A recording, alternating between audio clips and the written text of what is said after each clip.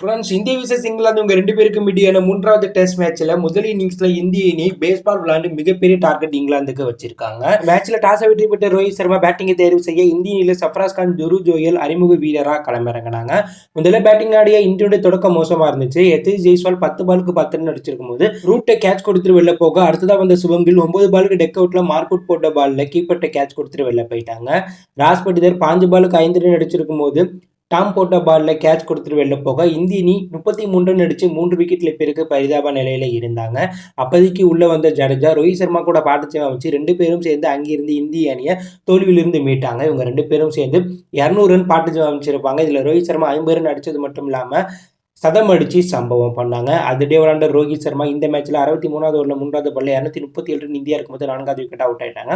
ரோஹித் இந்த மேட்ச்ல 196 பாலுக்கு 131 run, 14 boundary, 3 six, 66 run wicket இருக்கும்போது மார்க்வுட் போட்ட பால்ல பென் ஸ்டோக்ட கேட்ச் கொடுத்துட்டு அவுட் ஆயிட்டு வெளில போயிட்டாங்க. அதற்கப்புறம் உள்ள வந்து சர்ஃப்ராஸ் கான் வந்த உடனே அதிரடியா விளையாட ஜடேஜா பொறுமையா விளையாண்டு சதத்தை நோக்கி போயிட்டு இருந்தார். அதிரடியா விளையாண்ட சர்ஃப்ராஸ் கான் வெறும் 48 பாலுக்கு சதம் அடிச்சு அவருடைய அதிவேக அரை சதத்தை அறிமுக போட்டியில பூர்த்தி பண்ணார். சர்ஃப்ராஸ் கானுடைய அதிரடியை பார்த்த இந்திய ரசிகர்கள் கண்டிப்பா இந்த மேட்ச்ல சர்ஃப்ராஸ் கான் டபுள் செஞ்சுரி கூட அடிப்பார் அப்படிங்கிற ஒரு வேகத்துல விளையாண்டுட்டு இருந்தார். ஆனா ஜடேஜா 99 ரன் இருக்கும்போது சர்ஃப்ராஸ் கானை ஒரு ரன்னுக்கு ஆசைப்பட்டு ரன் அவுட் பண்ணியிருப்பார்.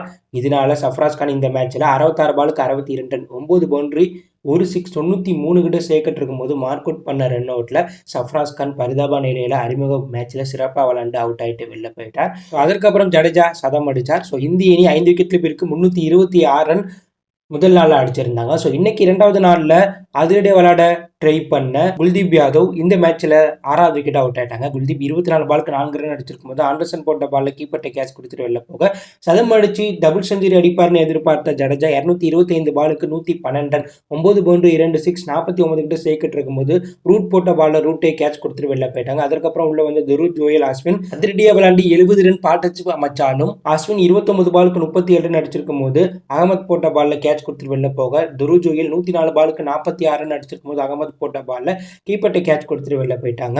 பும்ரா திடீர்னு வந்து 26 பாலுக்கு 26 ரன் அடிச்சு அதிரடியா விளையாட இந்திய அணி 130.5 ஓவர் முடியல 10 விக்கெட்ல பேருக்கு 445 ஒரு மிகப்பெரிய டார்கெட் இங்கிலாந்துக்கு செட் பண்ணிருக்காங்க. இங்கிலாந்து பந்திச்சு தரப்புல மார்க்வுட் 4 விக்கெட்டும், அகமது 2 விக்கெட்டும், மற்ற பவுலர்கள் தலா ஒவ்வொரு விக்கெட் எடுத்திருக்காங்க.